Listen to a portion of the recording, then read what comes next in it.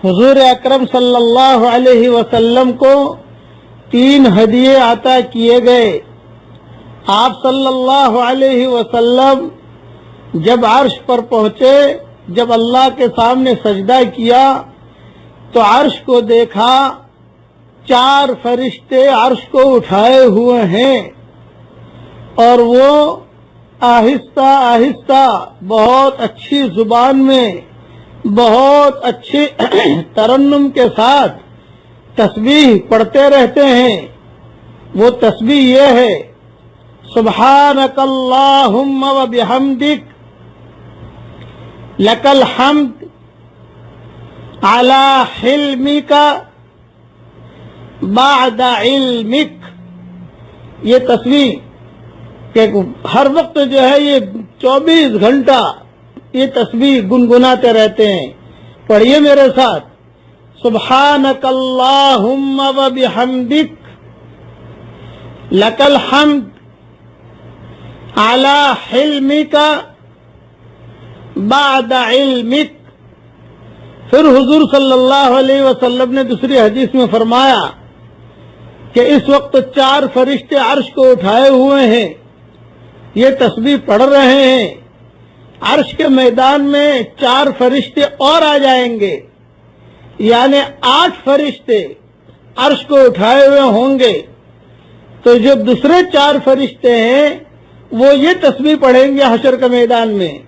پڑھیے میرے ساتھ: سبحانک اللہم و بحمدک لک الحمد علی عفوک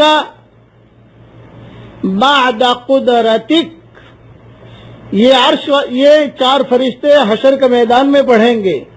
حضور صلی اللہ علیہ وسلم نے یہ تسبیح جو 4 فرشتے ابھی پڑھ رہے ہیں عرش کو اٹھائے ہوئے سنی اور اللہ کے دربار میں سجدہ کیا۔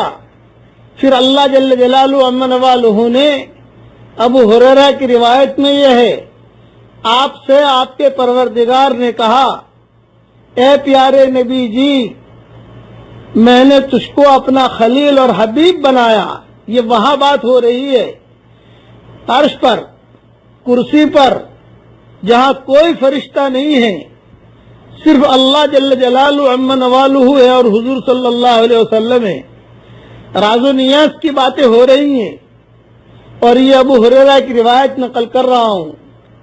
تو میں نے تجھ کو اپنا خلیل اور حبیب بنایا اور تمام لوگوں کے لیے بشیر اور نذیر بنا کر بھیجا، خوشخبری دینے والا، ڈرانے والا۔ اور تیرا سینہ کھولا اور تیرا بوجھ اتارا اور تیری آواز کو بلند کیا۔ میری توحید کے ساتھ تیری رسالت اور عبدیت کا بھی ذکر کیا جاتا ہے۔ لا الہ الا اللہ محمد الرسول اللہ۔ اس کا مطلب یہ ہے کہ جہاں میرا نام لیا جائے گا وہاں تیرا نام لیا جائے گا۔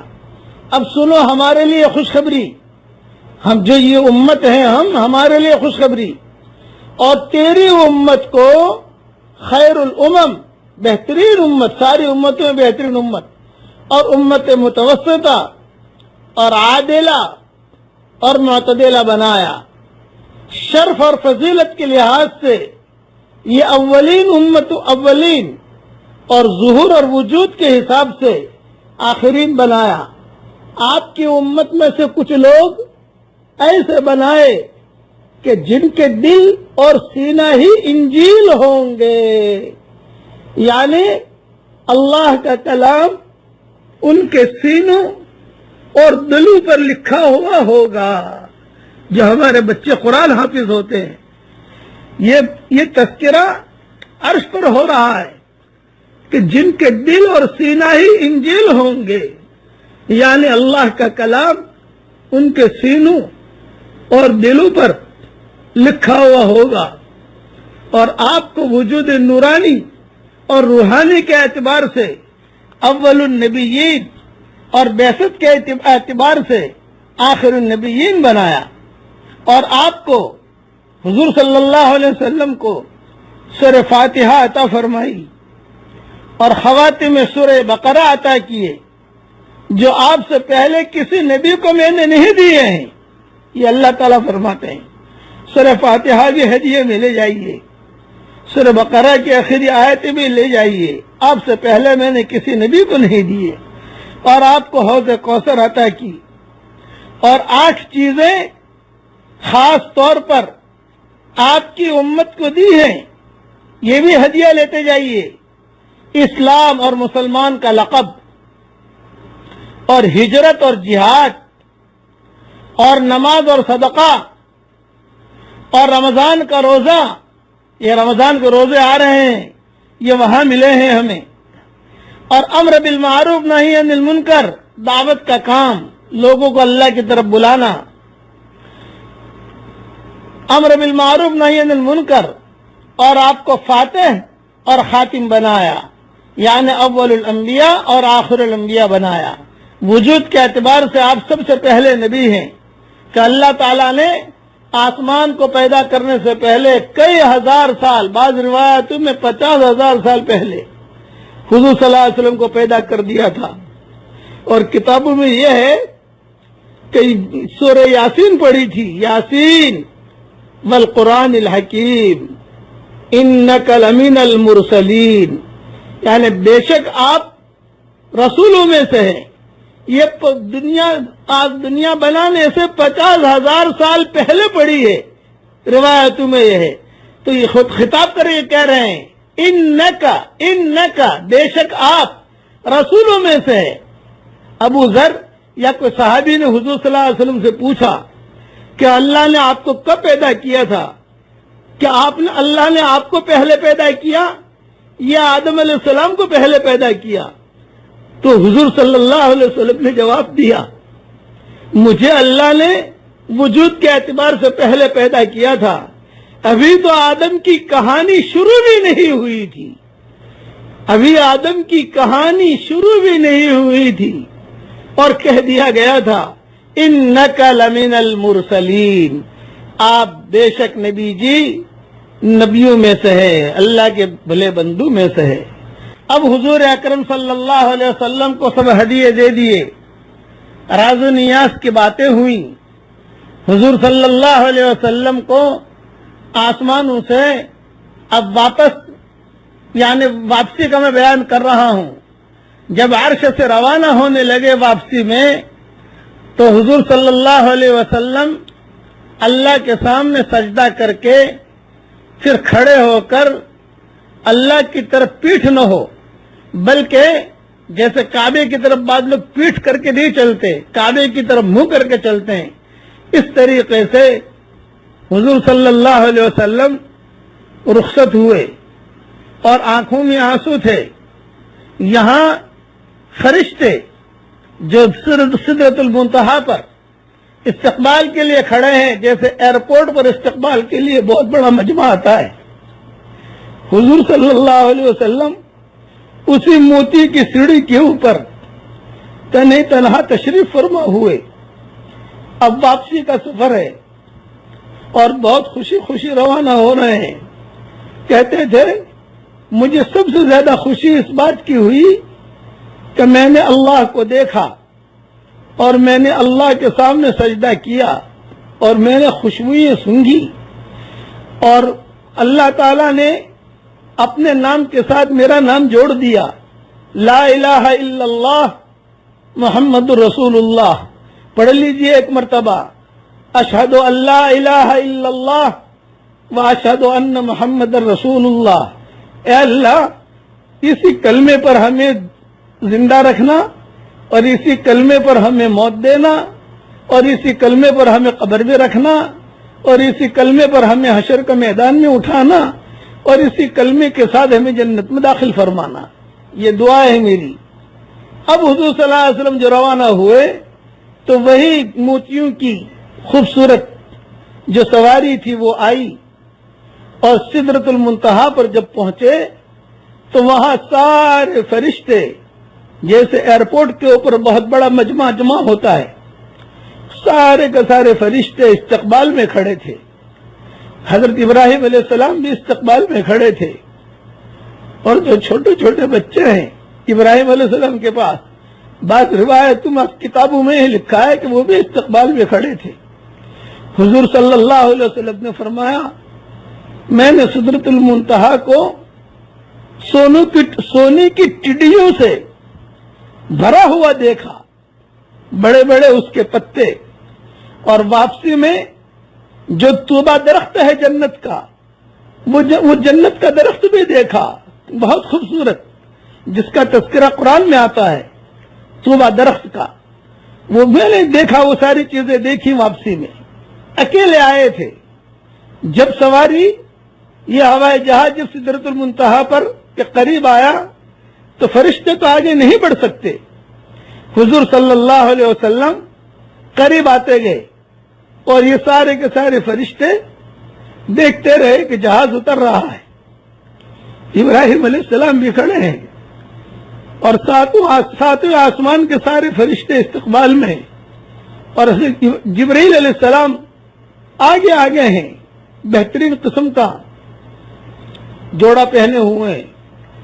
اور پھر جب سیڑھی قریب آئی تو سب سے پہلے حضور صلی اللہ علیہ وسلم کا ہاتھ پکڑا، اور ہاتھ پکڑ کر جیسے چھوٹے بچے کو ماں جھولے میں سے اٹھاتی ہے اس طریقے سے فرشتوں نے اٹھایا، اور برابر اچھی طریقے سے حضور صلی اللہ علیہ وسلم اپنے پاؤں پر کھڑے ہو گئے، اور وہاں بیت معمور پر جا کر 2 رکعت نماز ادا کی۔